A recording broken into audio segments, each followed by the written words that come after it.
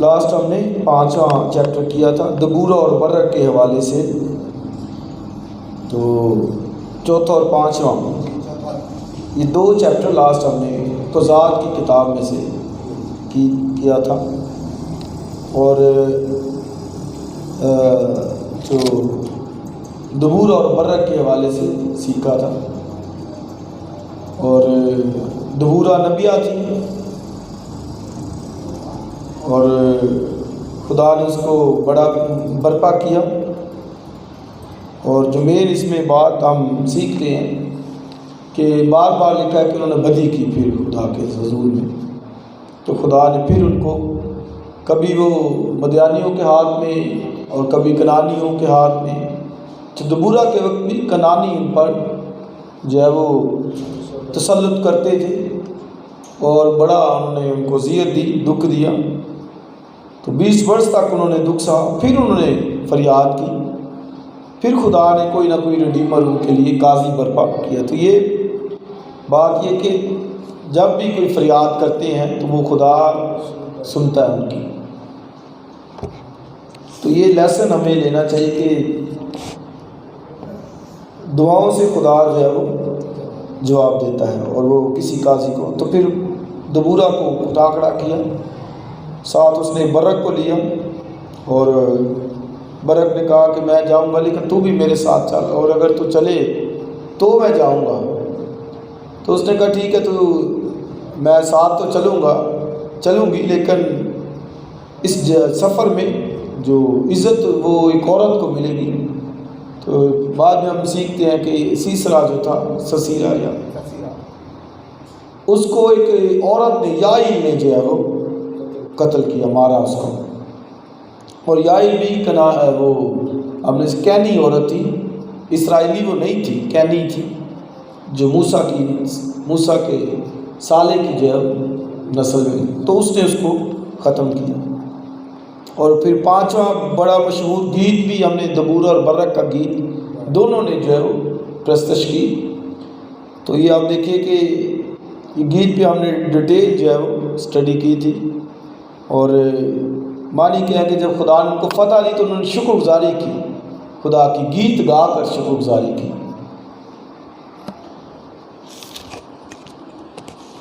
آج ہم 6واں چیپٹر جو ہے کریں گے، قضات کی کتاب 6واں باب۔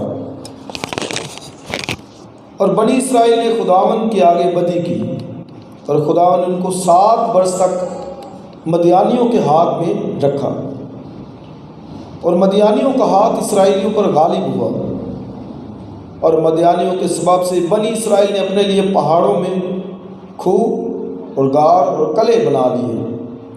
اور ایسا ہوتا تھا کہ جب بنی اسرائیل کچھ بوتے تھے تو مدیانی اور امالیکی اور اہل مشرق ان پر چڑھ آتے تھے اور ان کے مقابل ڈیرے لگا کر غزہ تک کھیتوں کی پیداوار کو برباد کر ڈالتے، اور بنی اسرائیل کے لیے نہ تو کچھ معاش، نہ بھیڑ بکریاں، نہ گائے بیل، نہ گدھا چھوڑتے تھے، کیونکہ وہ اپنے چپائیوں اور ڈیروں کو ساتھ لے کر آتے اور ٹڈیوں کی دل کی مانند آتے، اور وہ اور ان کے اونٹ بے شمار ہوتے تھے، یہ لوگ ملک کو تباہ کرنے کے لیے آ جاتے تھے۔ سو اسرائیلی مدیانیوں کے سبب سے نہایت خستہ حال ہو گئے، اور بنی اسرائیل خداوند سے فریاد کرنے لگے۔ تو یہ جی جدعون برق کو خدا نے برپا کیا، جب پھر ان کی ڈیتھ ہوئی تو پھر انہوں نے بدی کی۔ لیڈر ہے تو ٹھیک کام چل رہا ہے، جو ہی لیڈر کی ڈیتھ ہوتی ہے تو پھر وہ کیا کرتے ہیں؟ بدی کرتے ہیں، جس کی خدا ان کو سزا دیتا ہے۔ سزا کیسے؟ کہ خدا ان کو غیر قوموں کے ہاتھ میں دے دیتا ہے، اور یہ خدا نے پہلے سے آگاہ کر دیا۔ استثنا کی کتاب پڑھ لیجئے، اور موسیٰ نے خروج کی کتاب میں بھی کہا کہ اگر تو خداوند اپنے خدا کے حکموں کو نہیں مانے گا تو ایسی یہ کہہ کہ میں تجھے ایسی قوم تجھ پر چڑھا لاؤں گا، اور ایسی قوم میں تجھے بھیج دوں گا جن کی زبان بھی تو نہیں جانتی، بولی بھی نہیں سمجھتی، تو معنی کیا کہ خدا پھر ان کو سزا دیتا، جانے دیتا. تو یوں ہی پھر وہ فریاد کرتے خدا قاضی برپا کر. یہاں پر پھر انہوں نے لکھا کہ بدی کی، اور بائبل کہتی ہے کہ گناہ کی سزا جو ہے وہ کیا ہے؟ موت ہے، ڈیتھ ہے. گناہ میں کوئی شخص گرا رہتا ہے تو یاد رکھیں کہ خدا اس کو نہیں پسند کرتا ہے، وہ بدی کی سزا دیتا ہے. تو لکھا پھر مدیانیوں کے ہاتھ میں خدا نے کتنے سال تک بھیجا؟ 7 ایئر، 7 سال تک. یہ مدیان ابراہیم کا بیٹا تھا جو کتورہ سے پیدا ہوا. اور پیچھے 31ویں باب کے اندر جوشوا کی قیادت میں جو ہے وہ ان کو سزا دی گئی. موسیٰ کی قیادت میں موسیٰ اور جوشوا دونوں تھے. 31ویں باب گنتی کی کتاب میں ان کو شکست دی ہے. لیکن اب دیکھیں کہ وہی قوم ان پر دوبارہ سے دیکھا کہ ان کا ہاتھ غالب رہتا ہے ان پر، اسرائیلیوں پر. تو اس کا مطلب کیا ہے کہ وہ تعداد میں زیادہ ہو گئے مدیانی، اسی لیے تو ان پر غالب آ رہے ہیں. حالانکہ پیچھے گنتی میں کیا دی؟ ان کو شکست دی انہوں نے. تو اب کیا؟ اب وہ ان کے متحد ہو گئے ہیں. تو معنی پھر ہمارے سامنے جو نکلتا ہے کہ خدا اگر کوئی وہ نہیں چھوڑتا اپنی راہ کو، گناہ پر گناہ، بدی پر بدی، تو خدا اس کے مقابل اگر کوئی کمزور بھی ہے تو اس کو بھی زور آور بنا دیتا ہے. یہ قوم مدیانی کم تھے، لیکن اتنے، اب دیکھیں اتنے یہاں پہ لکھا ہے کہ ان کے اونٹ بے شمار تھے، ان گنت. اگر لکھا ہوا ہے کہ ان گنت تھے، کاؤنٹ بھی نہیں تھے ہو سکتے. تو خدا ان کو بڑھا رہا ہے، حالانکہ وعدہ ان کے ساتھ ہے. یہی کہا نا کہ میں تجھے بڑھاتے بڑھاتے سمندر کی ریت کی مانند آسمان کے ستارے. وعدہ ان کے ساتھ ہے. تو بڑھ کون رہے؟ مدیانی بڑھ رہے، زیادہ تعداد میں، اسی لیے تو ان پر غالب آ رہے ہیں. اور ان کے وہ دو کہ ان کے اونٹ ہی یہاں پہ لکھا ہے شمار میں بہت تھے، شمار ہو ہی نہیں جا سکتا. تو جن کے اونٹ اتنے ہیں تو وہ خود لوگ کتنے ہوں گے؟ آپ یہ دیکھیے ذرا کون سی آیت ہم نے پڑھی ہے. اور ان کے اونٹ بے شمار تھے. اب دونوں کی بات کی گئی ہے، مدیانی خود بھی بے شمار، اونٹ بھی ان کے بے شمار. سمجھے جی؟ تو اب لیسن بھی ہمارے ساتھ کیا آتا ہے کہ جن کے ساتھ وعدے ہیں وہ کمزور ہیں، شمار نہیں ہیں، برکتیں نہیں ہیں، خوشحالی نہیں ہے. اور جن کے ساتھ وعدے نہیں ہیں وہ آپ دیکھیں کہاں پر ہیں. آج بھی یاد رکھیں کہ وعدے مسیحوں کے ساتھ ہے، خدا کے پوری دنیا کے ساتھ ہی. لیکن اگر کوئی آ جاتا ہے تو وہ اس وعدے کا حصہ بن جاتا ہے، پرومس اس کے ساتھ ہے، لیکن برکتیں نظر نہیں آتی. حالانکہ وعدے سارے ان کے ساتھ ہیں. کاش وہ جانے ان وعدوں کی قدر کریں. وہ تو ان کو پتہ ہی نہیں، سمجھ ہی نہیں وعدے ہیں بھی، نہ کبھی وعدوں پہ وہ غور کیا، نہ کبھی وعدوں کی قدر کی، نہ کلام کی سمجھ. وعدے خدا کے ساتھ ہیں، تمہارے، آپ کے ساتھ، میرے ساتھ ہیں. سب وعدے اس کے لکھے ہاں کے ساتھ. تو ادھر بھی یہی حال ہے کہ وعدے اسرائیل کے ساتھ ہے، باڑ مدیانی رہے. لکھا وہ اور ان کے اونٹ کتنے تھے؟ بے شمار تھے. تو سبب کیا تھا کہ گناہ کی سزا موت. آدم اور حوا نے کیا، نکلے باہر سے باہر. آگے داؤد نے، آپ دیکھیں داؤد بہت بڑا لیڈر، خدا کا بندہ دل کے مطابق، اس سے گناہ ہوا، 4 گنا زیادہ سزا خدا نے دی. ٹھیک ہے جی. اسرائیلی بھی یہی، خدا نے کہہ دیا کہ اگر گناہ کرو گے، حکموں کو نہیں مانو گے تو سزا ملے گی. اور پھر پوری بائبل میں اٹھا کر دیکھ لیجیے کہ جہاں جہاں گناہ ہوا، بدی، خدا نے سزا دی. مدیانی نے پھر لکھا ہے بدی کی. پھر میں کہتا ہوں بے شک خدا ہمارا معاف کرنے والا ہے، وہ کوئی 100 دفعہ معافی مانگے وہ رحم کرنے والا ہے، کیونکہ اس کی ذات ہے، رحیم ہے، رحم کرتا ہے۔ اور یہ خدا کا فضل ہے کہ وہ بدی کر کے پھر فریاد کرتے خدا سن لیتا ہے اور پھر کسی نہ کسی کو برپا کر دیتا ہے۔ یہ خدا کا فضل ہوتا ہے، خدا کا رحم ہوتا ہے کہ آپ پر کوئی ہے جو آپ کو سکھا رہا ہے، جو گائیڈ کر رہا ہے، تعلیم دے رہا ہے۔ یہ خدا کا فضل ہے، خدا کا رحم ہوتا ہے۔ تو یہ خدا نے پھر برپا وہاں پر پھر جو ہے کر دیا 7 سال تک، یہاں تک کہ جو کچھ بھی وہ بیج بوتے فصل وہ لے کے چلے جاتے ہیں۔ یہ بھی استثناء کی کتاب میں لکھا ہے کہ بیج تو بوئے گا، فصل اس کی اور کاٹے گا، پھل اور لے گا اس کا۔ بیج تو بوئے گا، تو یہی ہو رہا ہے، سال بعد وہ محنت کرتے ہیں، کام کرتے ہیں اور پھل کوئی اور لے کے جائے۔ وہ ایسے لکھا ہے ڈیرے ڈال لیتے تھے کھیتوں کے سامنے، محنت کرو، بیج بویا، اس کو کھیتی باڑی کی، اور جب وہ موسم آیا تو پھل اور لے، اتنا وہ زیادہ تھے۔ اور اب یہ پڑھیے ذرا آیت دیکھیے 3 آیت۔ اور ایسا ہوتا تھا کہ جب بنی اسرائیل کچھ بوتے تھے اور تو مدیانی اور عمالیکی اور اہل مشرق ان پر چڑھ آتے تھے، کچھ بھی وہ بوتے تھے، مدیانی، عمالیکی اور اہل مشرق، یعنی مشرق میں جتنے رہنے والے وہ سب چڑھ آتے تھے کہ بھئی مفت کی فصل جو ہے وہ تیار ہوگی، آؤ ذرا کھائیں پییں۔ آگے دیکھیے ذرا، اور ان کے مقابل ڈیرے لگا کر غزہ تک کھیتوں کی پیداوار کو برباد کر ڈالتے۔ اور بنی اسرائیل کے نہ تو کچھ معاش، نہ بھیڑ بکری، نہ گائے بیل، نہ گدھا چھوڑتے تھے، کچھ بھی نہیں تھے وہ چھوڑتے، ذریعہ معاش کھانے پینے کو کچھ بھی نہیں چھوڑتے۔ تو لاسٹ میں نے وہ جو دبورہ کا گیت آپ نے پڑھا تو لکھا ہے اس کے دنوں میں، شمجر کے دنوں میں کیا تھا کہ جو گلیاں ہیں سونی پڑی ہوتی تھی، کوئی آتا جاتا نہیں تھا گلیوں میں، ان کے ڈر کے مارے۔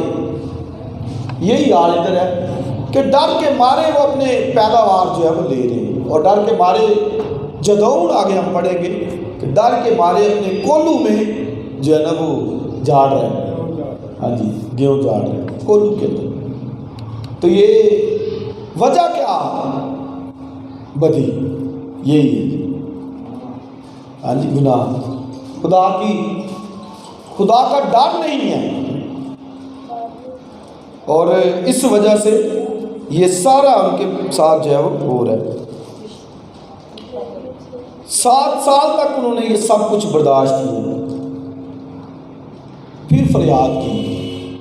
ہاں تو اگر پہلے ہی کرتے رہتے تو ٹھیک نہیں تھا، 7 سال کے بعد جو ہے نا وہ کرنے لگے، تو پہلے وہ کرتے تو ٹھیک تھا۔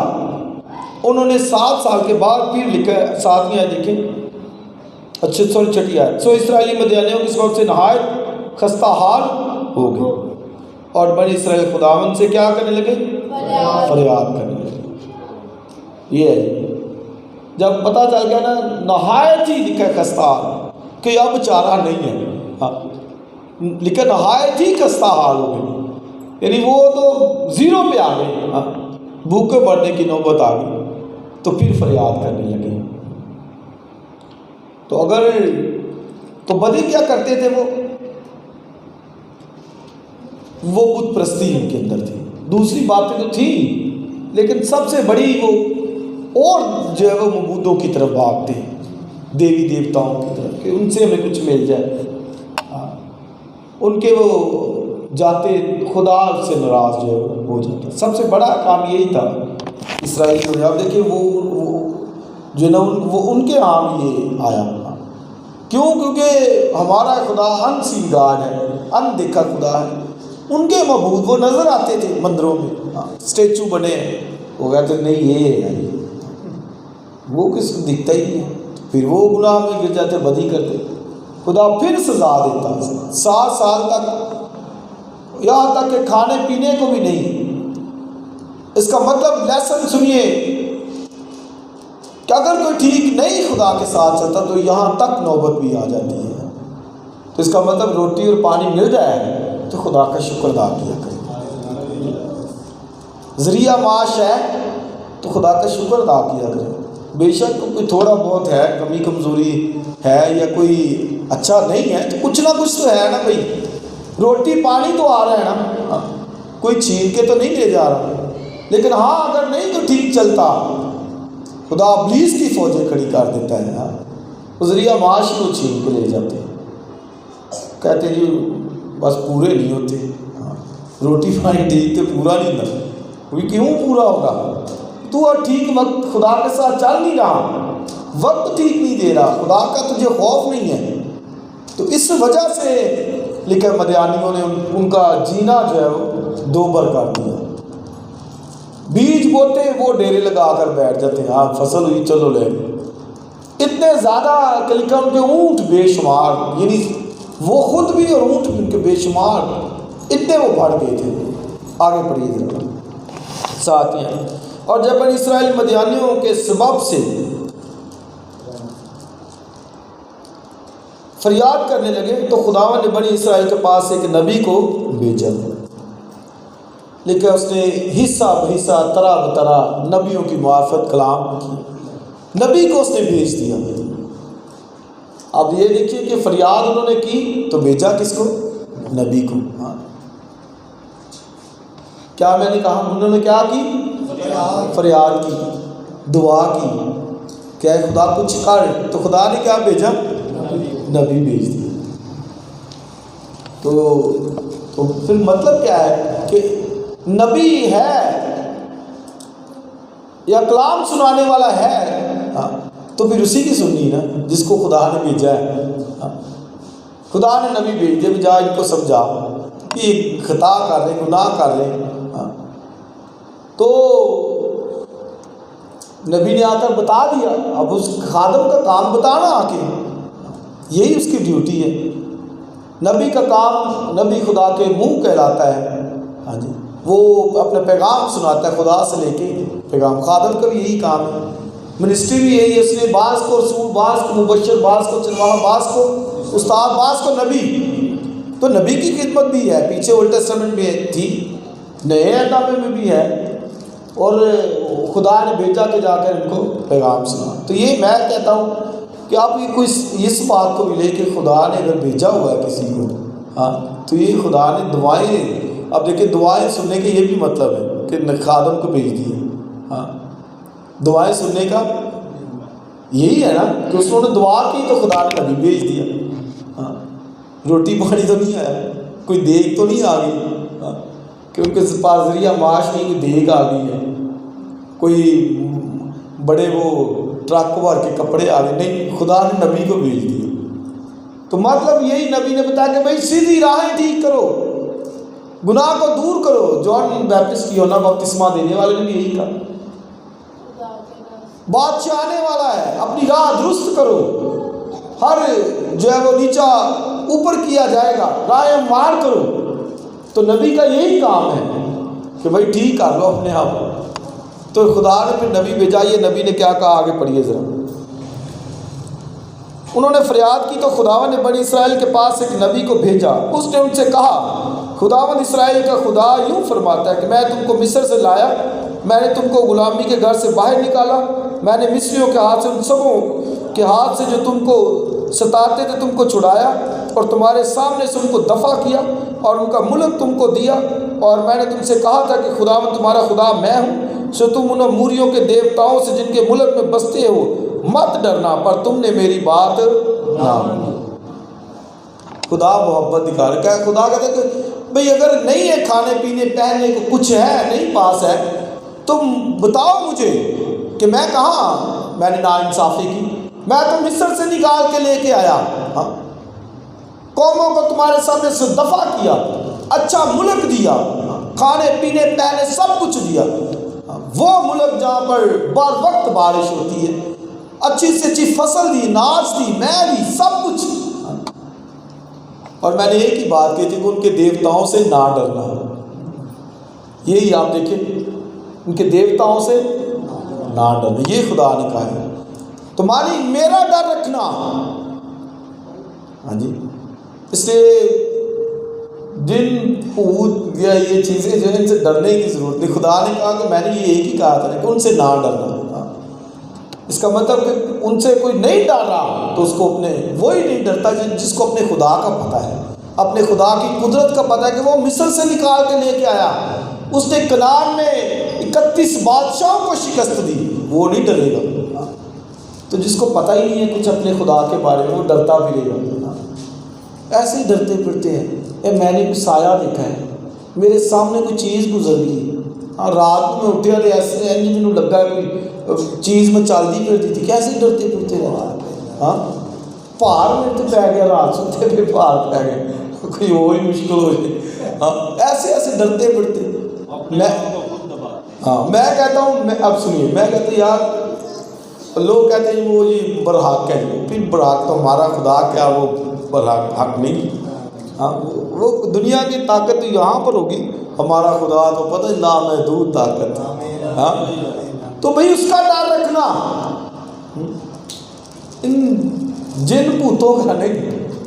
دنیا کے دیوتا سب کے سب لکھے بت ہے، ہاں لیکن ہمارا خدا وہ سنتا بھی ہے، دیکھتا بھی ہے، چھوتا بھی ہے۔ تو یہ سمجھ اسی کو ہوگی جس کو پتا ہوگا کہ وہ مصر کی سپر پاور سے ذات کیا ہے، اس نے کنعان کی 31 بادشاہوں کو دور کیا ہے، اسے سمجھ ہوتی ہے۔ تو یہ یہاں پر آپ دیکھیے کہ خدا نے کہا کہ ان سے نہ ڈرنا، اس کا مطلب مجھ سے ڈرو۔ خدا کا خوف لکھا ہے کہ حکمت کا شروع ہے، خدا کا خوف حکمت کا شروع ہے۔ خدا کا خوف رکھیں، ڈر رکھیں، خدا ہے، موجود ہے، وہ اس کی حضوری کا پاس رکھا کرے، نہ خدا کا ڈر نہ خدا کا خوف، تو وہ پھر ایسے ہی سزائیں دے گا نا، پھر ذریعہ معاش متاثر ہوتا ہے، بیج بوتے ہیں فصل اور کہیں چلی جاتی ہے، ڈر نہیں ہے۔ لکھا ہے خدا ان سے ڈرنے والوں کے چاروں طرف اس کا فرشتہ، اور آگے لکھا ان کو بچاتا ہے۔ ڈرے خدا سے، خوف رکھا کرے خدا ان کا، خدا کا وقت خدا کو دیا کرے، ہاں یہ خداوند تیرا وقت ہے، میں آیا ہوں تیری بارگاہ میں۔ خدا کا ڈر خوف یہ حکمت کا شروع ہے۔ کوئی ڈر خوف رکھا ہے وہ یاد رکھے کہ وہ اس کے اندر حکمت بڑھے گی، خدا کا کلام بڑھے گا، خدا کا خوف بڑھے گا، تھوڑا بہت بھی ہے۔ اس لیے ڈر، خدا کا خوف، یہ مطلب نہیں مانی کہ وہ ایسے بھی ڈرتے پھرے جیسے دوسرے معبود، نہیں، تعظیم کے معنی ہے وہ کہ وہ عزت، جلال، آنر، بزرگی کے لائق ہے، تو اس کو ہم نے عزت اور جلال دینا ہے، آمین۔ تو یہ ان سے کہا آگے، پھر خدا نے جو ہے نا وہ ایک برپا کیا قاضیہ، یہ دیکھیے 11ویں، پھر خداوند کا فرشتہ آ کر افرا میں بلوت کے ایک درخت کے نیچے جو یواس ایبیزری کا تھا بیٹھا، اور اس کا بیٹا جدعون میک ایک کولو میں گھیوں جاڑ رہا تھا تاکہ اس کو مدیانیوں سے چھپا رکھے، اور خداوند کا فرشتہ اسے دکھائی دے کر اس سے کہنے لگا، اے زبردست سورما، خداوند تیرے ساتھ ہے۔ تو اب یہ دیکھیے کہ یہ قاضی نیا کون ہے؟ جدعون کے بارے میں ہم سن کے آج اس کی کہانی پہ غور کریں۔ جدعون کولو کے اندر گھیوں جاڑ رہا تھا، حالانکہ کولو کے اندر کیا ہوتا ہے؟ تیل نکالا جاتا ہے یا میں بنائی جاتی ہے انگوروں کی کولو کی۔ اس کا مطلب ڈر چھپ کے کہ ان کو پتہ نہ چلے، ہاں مدیانیوں کو پتہ نہ چلے کہ یہ تو کولو ہے، ہاں تو وہ اس کے اندر ڈر چھپ کے، اب تو مانی کیا ہے کہ اپنے خاندان کے لیے کچھ تو کچھ کر رہا ہے نا، اس کو اپنے گھرانے خاندان کی فکر ہے، تبھی تو لگا ہوا ہے کہ یار میں کچھ لے جاؤں گھر، جاڑ کے گیہوں جاڑ کے لے جاؤں۔ تو اس لیے یاد رکھیں کہ جو خاندان کے لیے گھرانے کے لیے کچھ نہ کچھ کرتے ہیں، خدا کی نظر میں وہ سورما ہے۔ خدا کہتا ہے زبردست سورما، حالانکہ چھپ کے کر رہا ہے، لیکن خدا کو پتہ ہے یار یہ چلو اپنے خاندان کے لیے کر تو رہنا، روٹی تو لے کے جانے کی کوشش کر رہا ہے، حالانکہ آگے چل کے کہتا میں تو کمزور ہوں، میرا قبیلہ سب سے چھوٹا ہے، اس سے بھی قبیلے میں میرا خاندان بھی سب سے چھوٹا ہے۔ خدا کہتا ہے نہیں تو زبردست ہے۔ تو خدا جو جب کوئی دیکھتا ہے کیسے وہ جو گرانوں خاندانوں کے لیے کچھ نہ کچھ کر رہے ہیں، جاتے ہیں باہر روٹی کھانا لے کے آتے ہیں، سب یہی سلسلہ چلتا ہے۔ جانوروں کو دیکھیں بچوں کے لیے کرتے ہیں، پرندوں کو دیکھیں وہ بھی کرتے ہیں، ہر کسی کو فکر ہے۔ تو جدعون کو بھی فکر ہے۔ خدا کہتا ہے زبردست سورما، اور آگے لکھا ہے خداوند تیرے ساتھ ہے۔ یہ اس کو کہا کہ خداوند تیرے ساتھ ہے۔ اور جدعون کیا کہتا ہے سنیے، تیری ہے۔ جدعون نے اس سے کہا ہے میرے مالک، اگر خداوند ہی ہمارے ساتھ ہے تو ہم پر یہ سب حادثے سے کیوں گزرے؟ اس کے وہ سب عجیب کام کہاں گئے جن کا ذکر ہمارے باپ دادا ہم سے یوں کرتے تھے کہ کیا خداوند ہی ہم کو مصر سے نکال نہیں لایا؟ پر اب تو خداوند نے ہم کو چھوڑ دیا اور ہم کو مدیانیوں کے ہاتھ میں کر دیا۔ کہتا ہے خداوند ہی اگر ساتھ ہے تو پھر یہ حادثے کہاں سے آ رہے ہیں؟ خداوند ساتھ ہے تو پھر حادثے کیوں؟ خداوند نے کیوں ہم کو چھوڑ دیا ہے؟ تو بائبل میں لکھا ہے کہ رومیو خط 8 باب میں کہ جب خداوند ہمارے ساتھ ہے تو کون ہمارا مخالف ہے؟ تو وہ کہہ رہا ہے کہ ساتھ اگر خداوند ہی ساتھ ہے تو پھر یہ کیوں حادثے ہیں؟ تو وجہ کیا ہے؟ کہ وجہ گناہ ہے، بدی ہے، اس لیے خدا ساتھ نہیں۔ اس کو وہ پتہ نہیں شاید کہ بھائی پیچھے گناہ ہو رہا ہے، بدی ہو رہی ہے، اس لیے خدا ساتھ نہیں۔ لکھا ہے پاک دل کے ساتھ وہ ہے، راستکار کے ساتھ وہ ہے۔ 14 آیت، تب خدا نے اس پر نگاہ کر کہا تو اپنے اسی زور میں جا۔ اب دیکھو وہ کہتا ہے میں کمزور، خدا کہتے اسی زور میں جو کچھ ہے تیرے پاس۔ کئی کہتے رہتے ہیں ایسے ہی میں ایسے ہی میرے پاس یہ نہیں، خدا بھائی اسی زور میں جو کچھ ہے تیرے پاس اسی زور میں جا۔ کئی سوچتے رہتے ہیں کہ اچھا یہ ہو جائے پھر میں یہ کام کروں گا، اچھا یہ ہو جائے پھر میں یہ کام کروں گا۔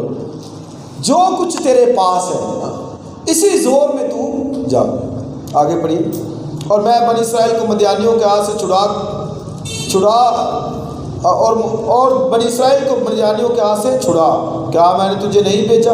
خدا کہتا ہے کہ میں نے تجھے بھیجا ہے، تو چھڑا ان کو، میں نے بھیجا ہے۔ آگے دیکھیے 15 ہے، تو اس نے ان سے کہا ہے مالک میں کس طرح بنی اسرائیل کو بچاؤں؟ آگے سنیے، میرا گھرانہ منسی میں سب سے غریب ہے، یہ اس نے کہا ہے، اور میں اپنے باپ کے گھر میں سب سے چھوٹا ہوں، یعنی قبیلہ غریب ہے اور میرا خاندان کیا ہے سب سے چھوٹا ہے۔ آگے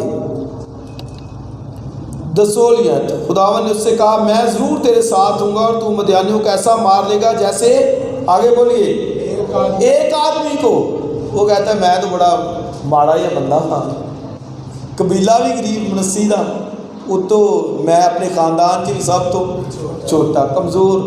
خدا نے کہا تو مدیانی سارے مدیانیوں کو ایسے مار لے گا جیسے ایک آدمی۔ یہ ہے خدا کی قدرت، وہ کام جو ناممکن ہے، وہ کام جو سمجھ سے باہر ہے، خدا عجیب طرح سے کرنے کی قدرت رکھتا ہے۔ 16 آیت، خدا نے اس سے کہا میں ضرور تیرے ساتھ ہوں اور تو مدیانیوں کو ایسا مار لے گا جیسے ایک آدمی کو۔ 17 آیت، تب اس نے اس سے کہا اب اگر مجھ پر تیرے کرم کی نظر ہوئی ہے تو اس کا مجھے کوئی نشان دکھا کہ تو ہی مجھ سے باتیں کرتا ہے۔ میں تیری منت کرتا ہوں کہ تو یہاں سے نہ جا جب تک میں تیرے پاس پھر نہ ہوں اور اپنا ہدیہ نکال کر تیرے آگے نہ رکھوں۔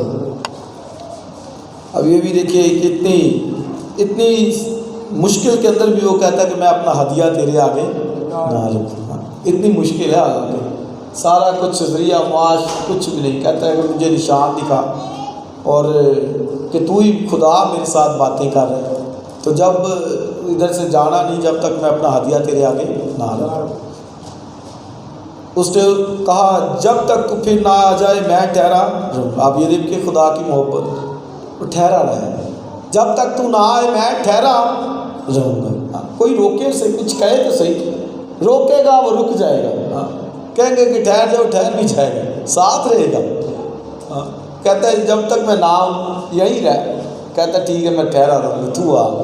یہ خدا کی محبت. آگے دیکھیں 19 ہے. تب جب انہوں نے جا کر بکری کا ایک بچہ اور ایک ایفا آٹے کی فطیری روٹیاں تیار کی اور گوشت کو ایک ٹوکری میں اور شوربہ ایک ہانڈی میں ڈال کر اس کے پاس بلوت کے درخت کے نیچے لا کر گزرانا. تب خدا کے فرشتے نے اس سے کہا اس گوشت اور فطیری روٹیوں کو لے جا کر چٹان پر رکھ دے اور شوربہ کو انڈیل دے. اس نے ویسا ہی کیا. تب خدا کے فرشتے نے اس آسا کی نوک سے جو اس کے ہاتھ میں تھا گوشت اور فطیری روٹیوں کو چھوا اور اس پتھر سے آگ نکلے اور اس نے گوشت اور فطیری روٹیوں کو بسم کر دیا. تب خدا کا فرشتہ اس کی نظر سے غائب ہو گیا. تو یہ سارا اس نے اس کا ہدیہ قبول کیا, سب کچھ اس نے جو ہے وہ لے لیا اس سے. 22 سے تب جدون نے جان لیا کہ وہ خداوند کا فرشتہ تھا. سجدون کہنے لگا افسوس ہے اے مالک خداوند کہ میں نے خداوند کے فرشتے کو روبرو دیکھا. تو اس نے کہا میں نے دیکھ لیا خداوند کے فرشتے یہوہ خدا کو. لاسٹ میں نے بتا دیا کہ خداوند کا فرشتہ مطلب اینجل آف دی لارڈ خداوند یا خود یا یہوہ خدا خود. اور وہ کہتا کہ اب میں مر گیا برباد ہوا کیونکہ میں نے اس کو روبرو دیکھا ہے. عیسیٰ بھی کہتا ہے کہ میں برباد ہوا کہ میں نے رب الفواج کو دیکھا. تو خدا نے کیا کہا اس سے, آپ پڑھی 22-23 میں.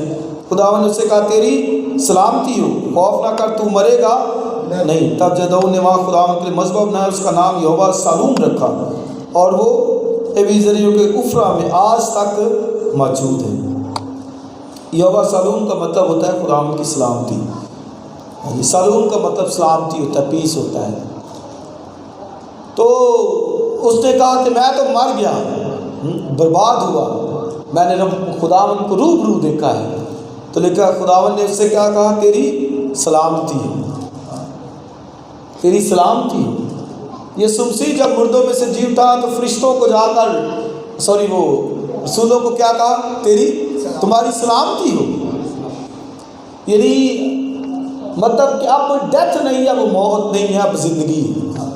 اب مار نہیں سکتے, جو مجھ پر ایمان رکھتا ہے وہ ابا تک زندہ رہے. تو اس نے کہا تمہاری سلامتی ہو. اس لیے یاد رکھیں کہ مسیح میں اگر کوئی ہے تو زندگی اس کی ہے, نجات اس کی ہے, خوشی اس کی ہے, برکت اس کی ہے. تو خدا نے یہ اس کو کہا. 25ویں اور اسی رات خدا نے اسے کہا اپنے باپ کا جوان بیل یعنی وہ دوسرا بیل جو 7 برس کا ہے اور بال کے مذبح کو جو تیرے باپ کا ڈھا دے, اس کو اس کے پاس کی سیرت کو کاٹ ڈال. اور خداوند اپنے خدا کے لیے اس گڑی کی چوٹی پر قاعدے کے مطابق مذبح بنا اور اس دوسرے بیل کو لے کر اس کی سیرت کو لکڑی سے جس سے تو کاٹ ڈالے گا سوکھری قربانی گزران. تب جدعون نے اپنے نوکروں میں سے 10 آدمیوں کو ساتھ لے کر جیسا خداوند نے سے فرمایا تھا کیا, اور چونکہ وہ یہ کام اپنے باپ کے خاندان اور شہر کے باشندوں کے ڈر سے دن کو نہ کر سکا اس لیے اسے رات کو کیا. تو خدا نے پھر اس کو کہا کہ چل اب شروع کرنا ہے کام, مدیانیوں سے بعد میں لڑنا, پہلے اپنے کے ساتھ کر. مطلب اپنے اس علاقے میں کام ٹھیک کر, یہاں پہ گناہ ہو رہا ہے, بدی بت پرستی. آپ دیکھیں تو اس کے باپ نے بیابال کا مندر بنا کے رکھا ہوا ہے. وہی بات میں نے کی, جب بدی تو مطلب بت پرستی ہو رہی ہے, گھر کے اندر اپنے بنا ہوا ہے مذبح, بال کا مندر بنا ہوا ہے گھر کے اندر. تو پھر دیکھیے برکت آئے گی. اور آپ کو بھی اور مجھے بھی یہ تجربہ ہے, جن کے گھر میں یہ ایسی سیرتیں یا ایسی بت پرستانہ تصاویر یا ایسے کوئی کام ہوتے ہیں, ان کے گھروں میں غربت ناچتی ہے. اوپر سے ان کے گھروں میں غربت ہوتی ہے, اوپر سے ایسی حرکتیں ان کی ہوتی ہیں. لڑائی جھگڑے تو ایک علیحدہ سے بات ہے کہ یہی ہوتا ہے. بھائی ذریعہ معاش کیسے جو ہے نا پراسپر ہو. گھر کے اندر آپ دیکھیں اس کے باپ نے یہ کیا ہوا ہے, ایک مندر بنا, بال کا مذبح بنایا ہوا ہے, وہاں پر بت پرستی ہو رہی. میں نے شروع میں کہا کہ سب سے بڑا کام اس سے خدا کو نفرت وہ یہ ہے بت پرستی. اور یہ میں نے بتایا اسپرچل اڈلٹری ہے. اور یہ میں نے بتایا کہ ایسا ہی ہے جیسے کسی کے وائف کے ناجائز تعلقات کسی کے ساتھ ہوتے ہیں. خدا اس کو ایسے ہی لیتا ہے, کہتا ہے تو نے زنا کاری کی ہے, حرام کاری کی ہے, بت پرستی جو کرتی ہو. آج ایمانداروں کے لیے بت پرستی تو نہیں کرتے، لیکن کیا لکھا ہے کہ دنیا سے دوستی خدا سے سیدھی سیدھی بات، دنیا داری، یہ دنیا سے دوستی خدا سے دشمنی ہے۔ دنیا کے کاموں میں ٹھیک ہیں، سارے کام کاج پہ ٹھیک ہے، جانے پہ سب کچھ ٹھیک ہے، اور شادی بیاہ میں دیکھ لیں گھنٹوں پہلے ہی جانا پڑ جاتا ہے دنیا کے کاموں میں۔ مہندی میں چلے جاؤ، جانا جی وہ رات 1 2 3 بجا دیتے مہندیوں میں، وہ کام ٹھیک چل رہا ہے، عبادت کے لیے وقت نہیں ہے اس کے پاس۔ اس کا مطلب کہ وہ دنیا داری ہے، اس کے اندر عبادت کے لیے وقت نہیں ہے، خدا کے گھر میں جانے کے لیے وقت نہیں، دنیا داری بڑی پڑی ہے، دنیا سے دوستی خدا سے دشمنی ہے۔ تو میں نے کہہ رہا ہوں کہ آپ کہیں گے کہ ہم بت پرستی تو نہیں کر رہے، لیکن یاد رکھیں کہ دنیا کا بھی دوست ہے تو خدا سے اس کی دشمنی ہے، سیدھی سیدھی یہ بات ہے۔ تو خدا نے کہا کہ بھئی جب سے سب سے پہلے جا کر اس بال کے جو مذبح ہے نا اس کو اٹھا دے، وہ بال کا مذبح اس کے باپ نے تعمیر کروایا تھا، اب وہ رات کو اٹھا، دن کو ڈرتا تھا، رات کو اٹھا، کچھ ساتھیوں کو لے کر اس نے مذبح جا کر گرا دیا۔ لوگوں نے صبح اٹھ کے دیکھا، وہ کچھ نے دیکھ لیا جدعون کو، انہوں نے کہا کہ جدعون کا کام ہے، انہوں نے کہا چلو اس کو پکڑے، اور وہ اس کو قتل کرنا چاہتے تھے، لیکن جدعون کے باپ بیچ میں آ گئے، اس نے کہا کہ نہیں ہے کیا، چونکہ اس نے خود کیا ہے، بال سے خود ہی جھگڑے گا، اس نے بال کا مذبح بنایا تو وہ خود اس سے جھگڑ لے گا۔ تو پھر اس کا نام بھی انہوں نے جو ہے نا وہ اس کا نام بھی چینج کر رکھ دیا کہ خود اس سے جو ہے نا وہ خود ہی جھگڑے گا۔ اب آگے دیکھیں 28ویں آیت، جب اس شہر کے لوگ صبح سویرے اٹھے تو کیا دیکھتے ہیں کہ بال کا مذبح ڈھایا ہوا ہے اور اس کے پاس کی سیرت کٹی ہوئی ہے، اور اس مذبح پر جو بنایا گیا تھا وہ دوسرا بال چڑھایا ہوا تھا، اور آپس میں کہنے لگے کس نے یہ کام کیا؟ تو اس نے ڈھا کر دوسرا بیل جو خدا نے کہا تھا 7 سال کے بیل کو، اس کو اوپر ذبح مذبح پر چڑھا دیا۔ جب انہوں نے تحقیقات اور پرسش کی تو لوگوں نے کہا کہ یواس کے بیٹے جدعون نے یہ کام کیا ہے۔ تب اس شہر کے لوگوں نے یواس سے کہا کہ اپنے بیٹے کو نکال لا تاکہ قتل کیا جائے، اس لیے کہ اس نے بال کا مذبح ڈھا دیا اور اس کے پاس کی یسیرت کاٹ ڈالی۔ یہ یسیرت لکڑی کے درخت کے تنے کے اوپر وہ جنم کھود کر تصویر بنا لی تھی، جس کو یسیرت کہتے تھے۔ 31ویں آیت، یواس نے ان سبوں کو جو اس کے سامنے کھڑے تھے کہا تم بال کے واسطے جھگڑا کرو گے یا تم مجھ سے بچا لو گے؟ جو کوئی اس کی طرف سے جھگڑا کرے وہ اسی صبح مارا جائے، اگر وہ خدا ہے تو آپ ہی اپنے لیے جھگڑے۔ تو یہ اس کے باپ کو بھی پتہ، اس نے کہا کہ بھئی وہ خود ہی جھگڑ لے گا اس سے، کیونکہ کسی نے اس کا مذبح ڈھا دیا، اس لیے اس نے اس دن جدعون کا نام یہ کہا کہ یربال رکھا۔ یربال مطلب کہ بال اس سے جھگڑا کرے گا، اس نے اس کا نام یربال رکھ دیا کہ بال اس سے جھگڑا کرے گا، اس لیے کہ اس نے اس کا مذبح ڈھا دیا۔ 33ویں آیت، تب سب مدیانی اور مالکی اور اہل مشرق اکٹھے ہوئے اور پار ہو کر یزریل کی وادی میں اس کو انہوں نے ڈیرا کیا۔ تب خدا ان کی روح جدعون پر نازل ہوئی، سو اس نے نرسنگا پھونکا اور ایبیزر کے لوگ اس کی پیروی میں اکٹھے ہوئے۔ پھر اس نے سارے مسیح کے پاس قاصد بھیجے، سو وہ بھی اس کی پیروی میں فراہم ہوئے، اور اس نے عاشر و زبولون نفتالی کے پاس بھی قاصد روانہ کیے، سو وہ ان کے استقبال کو آئے۔ تو اس نے قاصد بھیجے کہ آج جنہیں فائٹ کرنی ہے، تو وہ اس کے ساتھ آ گئے۔ 36ویں، تب جدعون نے خدا سے کہا کہ اگر تو اپنے قول کے مطابق میرے ہاتھ کے وسیلے سے بنی اسرائیل کو رہائی دینا چاہتا ہے تو دیکھ میں بھیڑ کی اون کھلیان میں رکھ دوں گا، سو اگر اوس فقط اون ہی پر پڑے اور اس پاس کی زمین سب سوکھی رہے تو میں جان لوں گا کہ تو اپنے قول کے مطابق بنی اسرائیل کو میرے ہاتھ کے وسیلے سے رہائی بخشے گا۔ اور ایسا ہی ہوا، کیونکہ وہ صبح کو جو سویرے اٹھا اور اس اون کو دبایا اور ان میں سے اوس نچوڑی تو پیالہ بھر پانی نکلا۔ تب جدعون نے خدا سے کہا تیرا غصہ مجھ پر نہ بڑھ کے میں فقط ایک بار عرض کرتا ہوں، میں تیری منت کرتا ہوں کہ فقط ایک بار اور اس اون سے آزمائش کر لوں، اب صرف اون ہی اون خشک رہے اور آس پاس کی سب زمین پر اوس پڑے۔ سو خدا نے اسی رات ایسا ہی کیا، کیونکہ فقط اون ہی خشک رہی اور ساری زمین پر اوس پڑی۔ تو یہ جی اس نے کہا ہے کہ خدا نے اگر تو واقعی میرے ساتھ ہے تو پھر یہ اس نے سائن جو ہے نا مانگا، نشان مانگا، کہ اس نے کہا کہ میں اون کو رکھوں گا، اور پہلی دفعہ اس نے کہا کہ اون جو ہے وہ صرف اوس سے بھیگے، باقی ساری زمین خشک رہی۔ تو صبح اس نے جا کر دیکھا ایسا ہی ہوا، اون بھیگی ہوئی تھی، باقی ساری زمین خشک تھی۔ پھر اس نے کہا کہ خداوند غضب نہ بڑھ کے ایک دفعہ پھر میں چاہتا ہوں کہ باقی زمین ساری گیلی ہو جائے اور اون کیا رہے، خشک رہے۔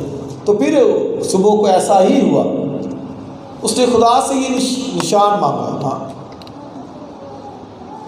نشان مانگنا جو ہے وہ بری بات نہیں ہے۔ خدا نے آخر سے خود کہا کہ تو نشان مانگ مجھ سے۔ ہاں جی، خدا نے آخر سے بادشاہ سے کہا، یسایا کو کہا کہ اس کو کہا کہ مجھ سے نشان مانگ۔ اس نے کہا نہیں، میں نہیں نشان مانگوں۔ خدا نے کہا خداوند آپ تم کو ایک نشان دے گا، دیکھو ایک کماری حاملہ ہوگی، بیٹا جانے گی، اس کا نام ایمانویل رکھیں۔ اس کا یہ مطلب نہیں کہ یہاں پر جو ہے ان کا ایمان کمزور ہے، نہیں، کنفرمیشن وہ چاہتا ہے بالکل کہ خدا یہ اس سے تو مجھے اپنی قدرت کو دکھا۔ ہاں، ایک طرح سے وہ کنفرمیشن مانگ رہا ہے۔ پھر میں کہہ رہا ہوں نشان مانگنا۔ اس نے توبہ نے سب ایمان لے کے آئے، تو توبہ نے کہا نہیں، جب تک میں اس کی سوراخ انگلیاں ڈال کر چیک نہ کروں میں ایمان نہیں لے کے آؤں۔ اس نے، آپ دیکھیں وہ خود آ گیا خدا۔ ہاں، اس نے کہا لا توبہ اپنی انگلی میرے سراخوں میں پسلی میں ڈال کے دیکھ لیں۔ تو کتنا مہربان کہ اگر کوئی نشان مانگے بھی تو اسے دے دیتا ہے۔ جدو نے پہلے یہ مانگا کہ اچھا جو ہے نا وہ اون خشک رہے، اس نے کہا ٹھیک ہے اون خشک۔ دوسری جگہ کہتے خدا پھر میں نے ذرا جو ہے نا بات کی ہے، تو اگر آپ اون گیلی رہے، خدا نے پھر ایسے کی۔ اتنا مہربان خدا ہے، یہ نہیں کہ یار کیا تنگ کر رہا ہے مجھے، کبھی یہ کہتا ہے کبھی وہ مہربان ہے، رحم کرنے والا ہے۔ ہاں، تو ماں نے کہا، اس کو کہا کہ دیکھ لے مجھے۔ ابراہم کہتا ہے خداوند اگر 50 ہو، یس، اگر خداوند 40 ہو، اگر 30 ہو، یس یس، اگر 20 ہو، 20 ہو، 10 ہو، ہاں خداوند میں نے جرت کی ہے۔ ہاں، خدا نے کہا ٹھیک ہے، یس، اس کا ہاں کے ساتھ وعدے ہیں کہ ٹھیک ہے جیسا تو کر رہا ہے، میرے کام کے لیے تیار ہو بس۔ ہاں، نشان اس نے جو نے کہا کہ خداوند ایسا ہی، خدا نے کہا ٹھیک ہے ایسا ہی۔ ہاں، توما نے کہا کہ مجھے نشان دکھا، مسیح نے کہا آجا دیکھ، لیکن پھر آگے کیا کہا کہ توما تو تو مجھے دیکھ کر ایمان لے۔ آگے کیا لکھا ہے؟ مبارک وہ ہیں جو بغیر دیکھے ایمان لے کے آتے ہیں۔ تو اگر کوئی نشانوں سے بھی ایمان لے کے آ رہا ہے تو کوئی بات نہیں۔ ہاں، کوئی نشان دیکھ کر ایمان لے کے آتا ہے، بڑے نشان دیکھتے ہیں۔ ہاں، کوئی معجزہ ہو پھر ہی ہے تو، لیکن مبارک خدا کی نظر میں ایسوں کی حیثیت ہے، ایسوں کا مقام ہے کہ جو بغیر دیکھے ایمان لے کے آتے ہیں۔ ہاں، جو پڑھتے ہیں تو ایمان لے کے آتے ہیں۔ تو یہ جی وہ سب کچھ کرنے کے لیے تیار ہے۔ اتنا پیارا خدا، اتنا مہربان ہے۔ ہاں، اب دیکھیں وہ اون بیچ میں خشک رہی، ساری زمین بھیگی، وہ صبح کو آگے دیکھتا ہے، پھر کہتا ہے خداوند اگر آپ اون بھیگی رہے باقی زمین ایسے جو کہتا ہے خدا مان رہے، خداوند ادھر ہی ٹھہرا رہے جب تک میں آؤں گا۔ وہ اتنا مہربان ہے، ٹھہرا رہے۔ اب ٹائم لگتا ہے نا، بکری کا بچہ ذبح کرو، روٹی بناؤ، ایک وہ اس نے پورا روٹی وہ بنائی ہے، ٹائم لگتا ہے۔ ہاں، خدا ٹھہرا رہے کہ آ جا بھائی۔ ہاں، تو یہ خدا کا پیار آپ دیکھیے، محبت ہے کہ بلائے، لیکن اگر کوئی دروازہ کھولے میں آؤں گا، کھانا کھاؤں گا، بیٹھوں گا ساتھ، کوئی بلائے تو صحیح، کوئی کہے تو صحیح کہ خداوند آ میرے ساتھ، میرے گھر میں آ، میرے ساتھ بات کر، فیلوشپ کر، وہ آ جاتا ہے بھئی، یہ اس کا وعدہ ہے، جہاں 2 یا 3 میرے نام پہ جمع بیٹھ کے بیچ میں وہ آ جاتا ہے، آسمان چھوڑ کر تخت لگاتا ہے۔ چلیں یہ پڑھ لیں، 7واں باب ہے ابھی ہمارے پاس 10 منٹ ہے۔ 7واں باب،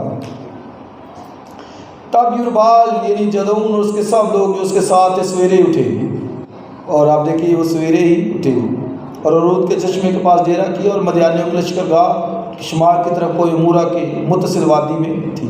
تب خدا نے جدعون سے کہا تیرے ساتھ کے لوگ اتنے زیادہ ہیں کہ میں مدیانیوں کو ان کے ہاتھ میں نہیں کر سکتا، ایسا نہ ہو کہ اسرائیلی میرے سامنے اپنے اوپر فخر کریں، کہنے لگے کہ ہمارے ہاتھ نے یہ کیا ہے۔ ہمارے ہاتھ نے ہم کو بچایا۔ تیسرا سو تو اب لوگوں میں سنا کر منادی کر دے کہ جو کوئی ترسان اور ارسان ہو وہ لوٹ کر کوئی جلال سے چلا جائے۔ چنانچہ ان لوگوں نے میں سے 22,000 تو لوٹ گئے اور 10,000 باقی رہ گئے۔ اس نے اناؤنس کیا، اتنے لوگ نکل آئے،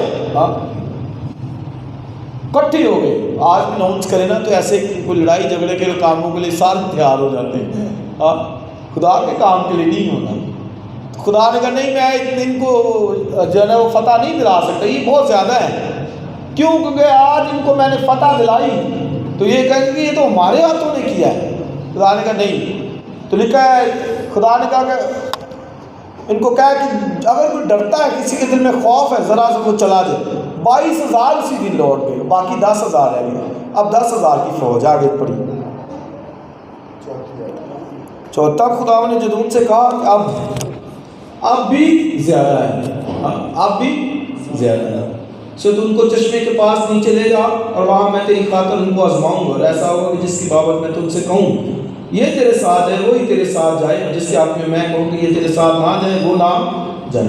سو وہ لوگوں کو چشمے کے پاس نیچے لے گیا، اور خدا نے جدعون سے کہا کہ جو اپنی زبان سے پانی چپڑ چپڑ کر کتے کی طرح اپنے پیے اس کو رکھ، اور ویسے ہی ہر شخص کو جو گھٹنے ٹیک کر پیے۔ سو جنہوں نے اپنا ہاتھ اپنے منہ سے لگا کر چپڑ چپڑ کر پانی پیا، وہ گنتی میں 300 مرد تھے، اور باقی سب لوگوں نے گھٹنے ٹیک کر پانی پیا۔ تب خدا نے جدعون سے کہا میں ان 300 آدمیوں کے وسیلے سے جنہوں نے چپڑ چپڑ کر پانی پیا تم کو بچاؤں گا، اور مدیانیوں کو تیرے ہاتھ میں کر دوں گا، اور باقی سب لوگ اپنی اپنی جگہ کو لوٹ جائیں۔ اب ان لوگوں نے اپنا اپنا توشہ اور نرسنگا اپنے ہاتھ میں لیا، اور اس نے بڑی سارے مردوں کو ان کے ڈیروں کی طرف روانہ کر دیا، پر ان 300 مردوں کو رکھ لیا، اور مدیانیوں کی لشکرگاہ اس کے نیچے وادی میں تھی۔ خدا نے کہا کہ یار یہ زیادہ 10,000 میں ان کو آزماتا ہوں، ان کو چشمے کے پاس لے جا اور پانی ان کو پلا، تو جو چپڑ چپڑ کر کتے کی طرح پانی پئیں گے ان کو ساتھ لے لے۔ تو 10,000 میں سے صرف 300 لوگ انہوں نے ایسے پانی پیا۔ خدا نے کہا ان کو رکھ لیں، ان 300 سے میں ان کو مدیانیوں کو کیا دوں گا، شکست دوں گا۔ تو مالک ہے کہ خدا کے کام کے لیے جو تیار ہوں کہ خدا کا کام کرنا ہے، میں نے پانی جیسے بھی پینے کو ملے، روٹی ملے نہ ملے، خدا کا کام کرنا ہے جی ہم نے۔ یہ نہیں کہ ادھر لاؤ بوتلیں لے کے آؤ، سامنے رکھو، آپ کھانا اچھا یا رکھو پھر ہی خدا کا کام ہوگا۔ نہیں، جو ہر حالت میں بھی خدا کا کام کرنے والے صرف 300 لوگ، اور ان کا شمار کتنا ہے، ان گنت ہے، یہ 300 لوگ ہیں۔ اب فائٹ شروع ہے، آگے کہانی میں جلدی سے پڑھوں گا، آپ نے اپنی بائبل پہ دیکھنا۔ 9ویں آیت، اور اسی رات خدا نے سے کہا اٹھ اور نیچے لشکرگاہ میں اتر جا۔ اسی رات سیم نائٹ خدا نے کہا اس کو، کیونکہ میں نے اسے تیرے ہاتھ میں کر دیا ہے، لیکن اگر تو نیچے جاتے ڈرتا ہے تو اپنے نوکر فوارہ کو ساتھ لے کر لشکرگاہ میں اتر۔ فراہ ہے یہ، ٹھیک ہے، اور تو سن لے گا کہ وہ کیا کہہ رہے ہیں، اس کے بعد تجھ کو ہمت ہوگی کہ تو اس لشکرگاہ میں اتر جائے۔ چنانچہ وہ اپنے نوکر فراہ کو ساتھ لے کر ان سپاہیوں کے پاس جو اس لشکرگاہ کے کنارے تھے گیا، اور مدیانی اور مالکی اور اہل مشرق کثرت سے وادی کے بیچ ٹڈیوں کی مانند پھیلے پڑے تھے۔ آگے پڑھیے، اور ان کے اونٹ کثرت کے سبب سے، آگے پڑھیے، سمندر کے کنارے کی ریت کی مانند کتنے تھے، بے شمار، اتنے زیادہ تھے، اونٹ اتنے زیادہ تھے ان کے پاس، تو لوگ کتنے ہوئے، ہاں ساری بات ان کے سوال ہے کہ 2 تو ہوں گے نا ان پہ بیٹھے۔ تو یہ اتنی فوج ہے۔ خدا نے کہا کہ اگر ڈر رہا ہے نا پھر بھی تو چل اس فراق کو بھی ساتھ لے جائے، پھر تجھے میں اپنی قدرت دکھاتا ہوں، تاکہ یہ بھی تیرا گواہ ہے۔ آگے پڑھیے 13۔ اور جب جدعون پہنچا تو دیکھو وہاں ایک شخص اپنا خواب اپنے ساتھی سے بیان کرتا ہوا کہہ رہا تھا۔ تو جب وہ پہنچے تو انہوں نے سنا کہ اندر 2 مدیانی خواب ایک دوسرے کو بتا رہے ہیں۔ دیکھ میں نے خواب دیکھا ہے کہ جوں کی ایک روٹی مدیانی لشکرگاہ میں گری اور لڑکتی ہوئی ڈیرے کے پاس پہنچی، اور اسے ایسی ٹکرائی کہ وہ گر گیا، اور اس کو ایسا الٹ دیا کہ وہ ڈیرا فرش ہو۔ یہ خواب اس نے بتایا۔ خواب کا دیکھا کہ جوں کی ایک روٹی، اب وہ بیچارے روٹی پانی سے بلک رہے تھے نا، جدعون بھی روٹی کے لیے وہ جاڑ رہا تھا۔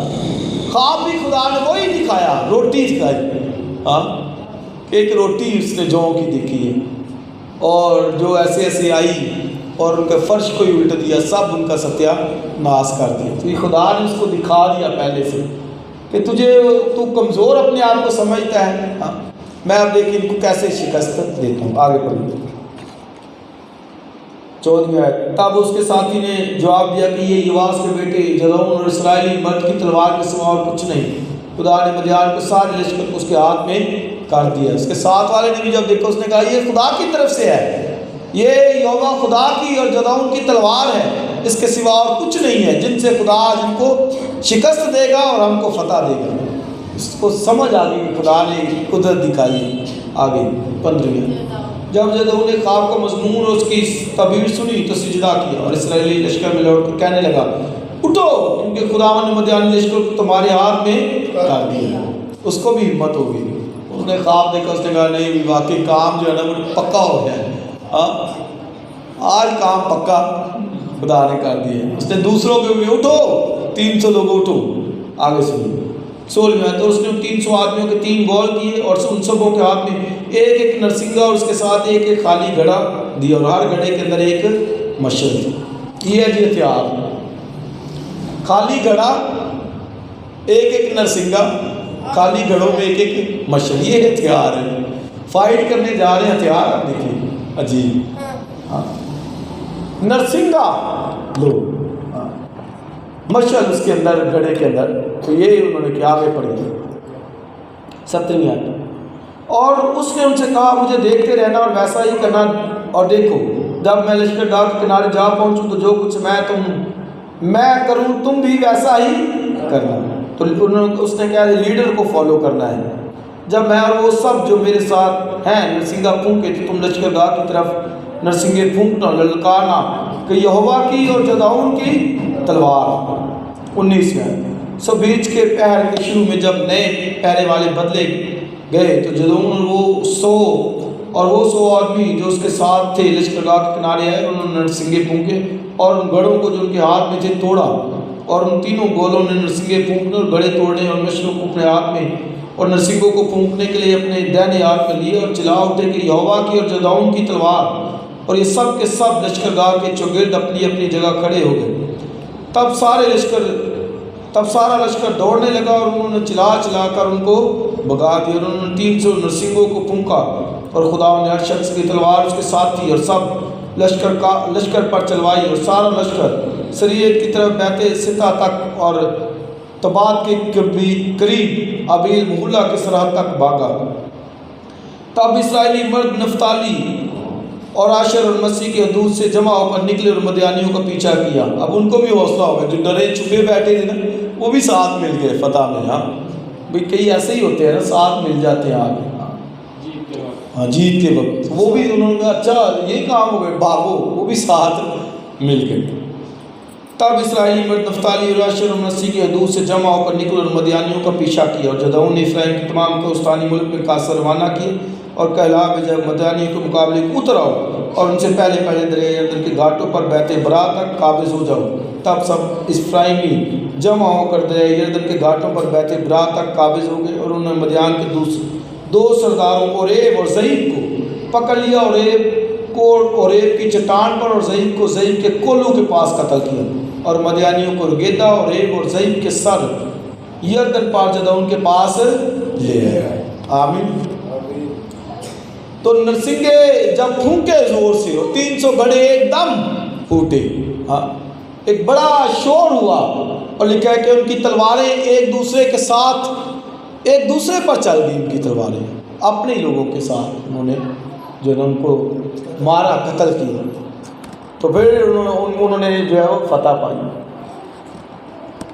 اینٹی کرائسٹ کے پیریڈ میں بھی ایسا ہی ہوگا۔ ایک حوالہ ذرا دیکھیں، فیصہ کی کتاب 9واں باب۔